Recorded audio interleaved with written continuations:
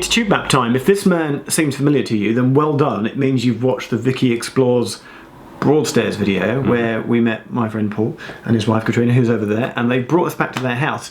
And on one hand, I'm very excited because Paul said, "Oh, when you're down in Broadstairs, we'll do this exciting thing." On the second hand, I've forgotten to do something because the reason I know Paul, what do I know you, Paul? Where did we meet? When we were both working on the Tube Challenge, and I'm happy to say that the only time I managed to complete the Tube Challenge, I was faster than Geoff.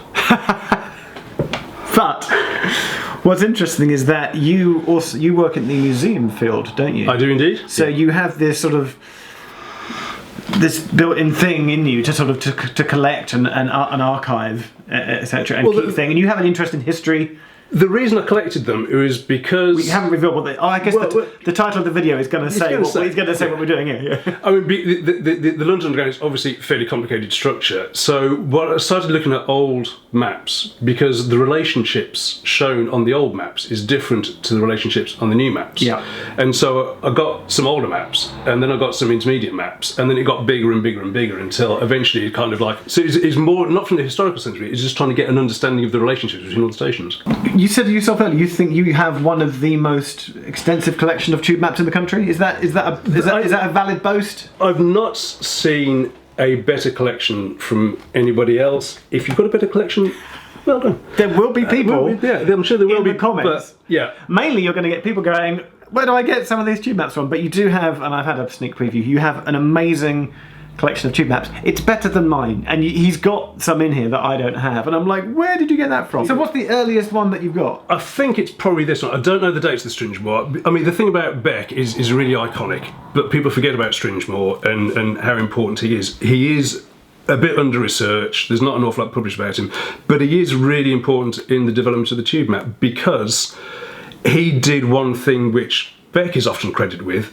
The central area, he's actually expanded it, and the area around the outside is shrunken in, because if you look at the gaps between, say, Morden and South Wimbledon, that's a very, very small gap. So this is really fundamental to the evolution. Now, what year was this? Because everyone knows that Beck was 32, 33, so Stringemore was what year? 20s, 25, well, it's basically running up to Beck. He was the immediate predecessor. And why do you have multiple copies of what look like the same map? Are they slight variations?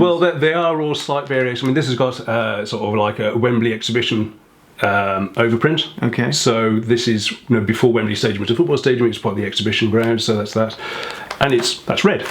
That one's yellow. Red again. Red again, and green. Then we get on to the Becks. Now, my most treasured tube map in my collection is a 3rd edition Beck, probably from about 1934. You think is worth maybe a couple of £100. You've got one here which you think may be worth about £1,000. Is that correct? I've seen them go for $1,000. It's all got a bit Antiques Roadshow, hasn't it? It's all like...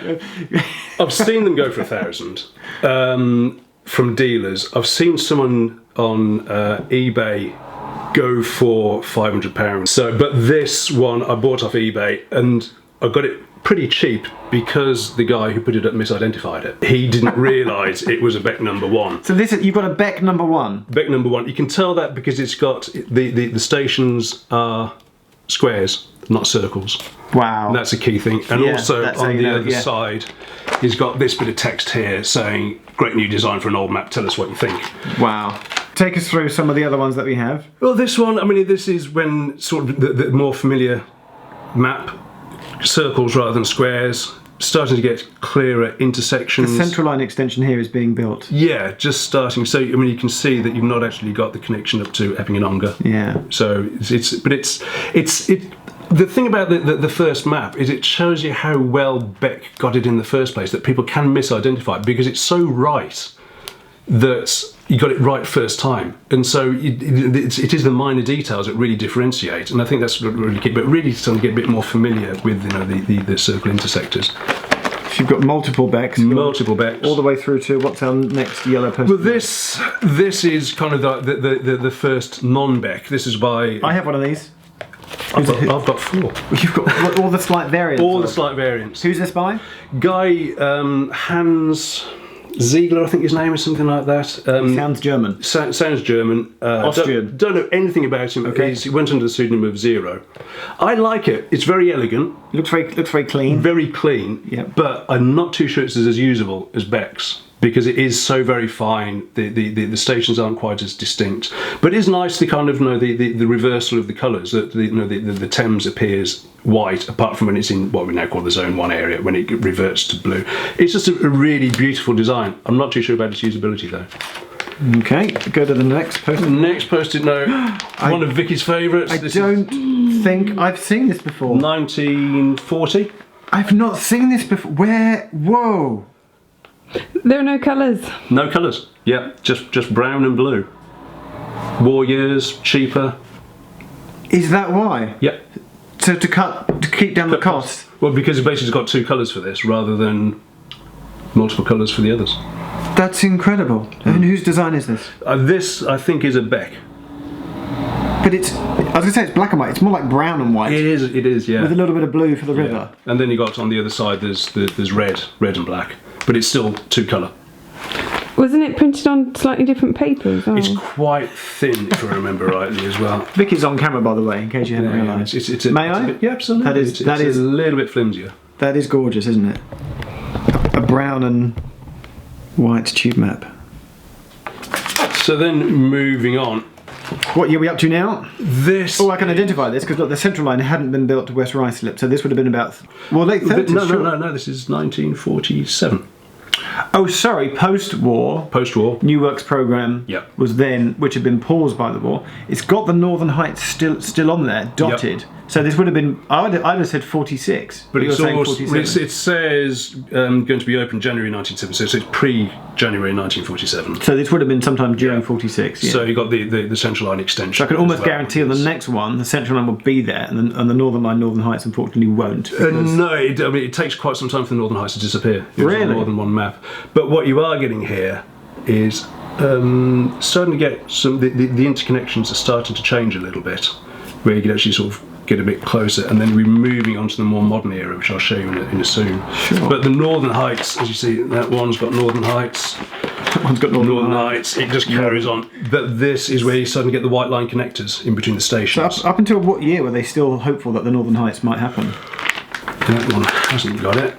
That one hasn't got it. This one has. So that is 1950. 1950. So even in 1950, they were still showing the Northern Heights as we're going to build this. We're going to build it on a tuber. What year are we up to now? Well, there you go. Oh, Hutchinson. Oh, God. Crimes Against Tube Maps. Absolutely, yeah. Volume 1. Yeah. It's a dirty word, isn't it, Hutchinson? But it Really. looks But it's so ugly. Yeah. It's so bad. It's so... Oh. But what he is trying to do, he's trying to do the same as Beck. He's got all these 45-degree angles as well as 90-degree angles. And now, sadly, in the history of Beck's involvement, whereas you had your books there. Yeah, there's a brilliant. Grab the book. There's a brilliant book. If you don't have this book, put it on your Christmas list. There's a brilliant book called Mr. Beck's Underground Maps. I don't know Ken Garland. I did meet him once at a function, and he wrote. And Ken Garland was a friend of Harry, and it's like the history of how the map evolved, and tells the sad story of how basically Beck was kind of squeezed out by the publicity department, and Hutchinson was one of the men that squeezed Beck out. But you can kind of see why when the map was actually suddenly become a bit of a mess. I don't think Hutchinson improved it, but I think Beck was starting to go a little bit. But it's almost like too much information in there as well, because you've got these differences between the square stations and the round stations. And the most important thing about the Hutchinson is it's old dash gate. There's like a gap between. That's the typographical crime on this map. He couldn't actually fit the word Aldgate in one complete. Okay, now it's sort of getting to something. This is 1970s, maybe 80s. This is Garbutt's first one, I think. Okay. Which is 1964. It was Paul Garbutt, wasn't it? Paul Garbutt. Yeah. So starting to get nice again. But it's kind of controversial because it's saying designed by Paul E. Garbutt, but you do think, well, it's still definitely based on Beck's design, So even though it's designed, I'd say it's so the line that they have on the current tube maps today, there is a line in there. There is a line that says something saying based upon Harry Beck's original design from 1933. This diagram is an evolution of an original design conceived by Harry Beck, basically. So it's in there, but here Beck's name has been removed, but it's obviously still Beck, that's where it starts from. But I mean, here we've got the white line interconnectors, which are very nice. He's got a mixture of 90 degrees and 45 degrees. He hasn't got that angular of Hutchinson, but there's still almost too much information in there. All these dots. I can't remember what these dots on the stations are for. I think they're intersections. Isn't it to show that they're mainline termini? So Waterloo, Charing Cross, Euston, Liverpool Street. It's mainline terminal. Minster, yeah. Yeah, it's to show British Rail. Yeah. Show us one more, and then I want to have a quick flick through your modern day Sand station. We're getting right. This, the 1980s stuff. It's what year is this? 1984, something like that. A complete aside, because I've got a pile of goodies over here. Never seen one of these before. When the DLR launched in what, 87? No, just had its birth. Look, there's a Docklands pocket map. I've never seen one of these. Docklands Travel News, and there's a little Docklands Light Railway map inside. Isn't that great? I've never seen one of those. That might be quite... My gift to you. I'm not interested, sorry. Really? Yeah. Bring us right up to date. Right. Keep going, flip through. I mean, this is the right up-to-date stuff. We're getting it into modern stuff. Yeah, and basically, what I've definitely got, and I'm gonna jump to it. For ages, it just used to say Journey Planner or Pocket Map on a plain white background, and then they started to do nice cover maps.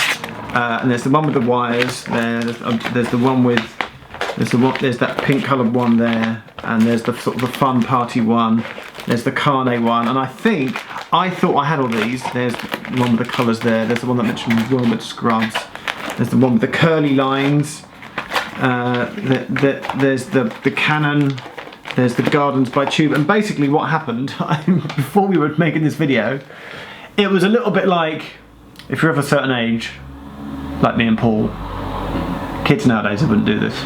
Panini football stickers. Yes. Before we all had iPhones or Game Boys.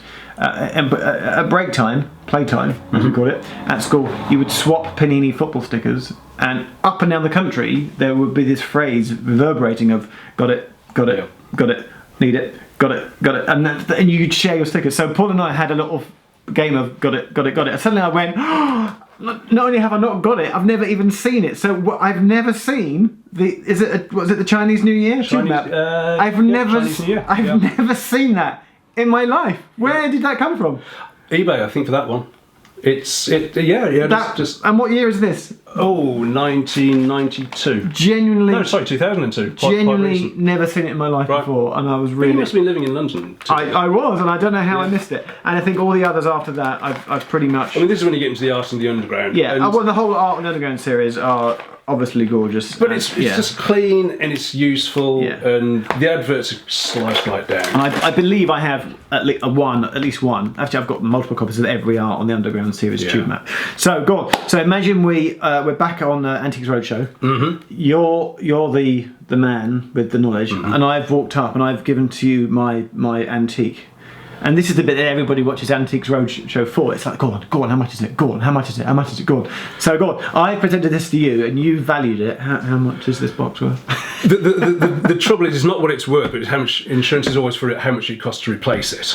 And because it's such a comprehensive collection, I reckon that from the first Beck up to date, I've probably got about 3/4 of every map that's been published. So to actually spend the time and effort in purchasing them.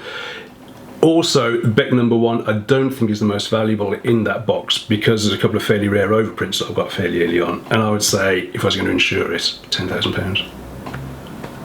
So this is where we don't reveal where Paul lives. It's simply because it'd be such hard work to replace it. It's the time that's gone into this as well. Absolutely. You can't just walk into a shop tomorrow and buy this. Yeah, all the effort that you've made. Yeah. But are you a completionist like me? Is it that you want to have one of every tube map? I don't think I will be able to complete it, because some of the early ones are so expensive, and I personally don't think that they're worth what other people would pay for them. So it won't be complete. I think at the moment I'm kind of interested, because I bought it to see how the system evolved. Then there was kind of historical interest, but I think probably the collection is more or less complete, except for some of the cheaper ones which I might just kind of casually look at. I mean, the 1980s stuff, the big one that you showed me, have you still got that they're quite cheap, but I think they're quite rare, because people think they're fairly ugly and a bit too big, and so you can't just throw them in the back of your sock drawer. So I'd probably purchase some of those, because I think those are actually going to be quite expensive in the future. If you ever fell on hard times, would you sell your collection? Yes, absolutely. No, I mean offer. I'll give you £20.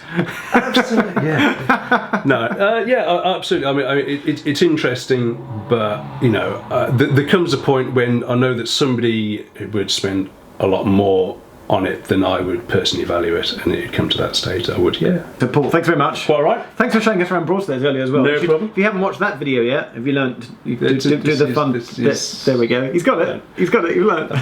Come have a tea now as well. Absolutely. Okay. Thanks so much. Bye. Bye.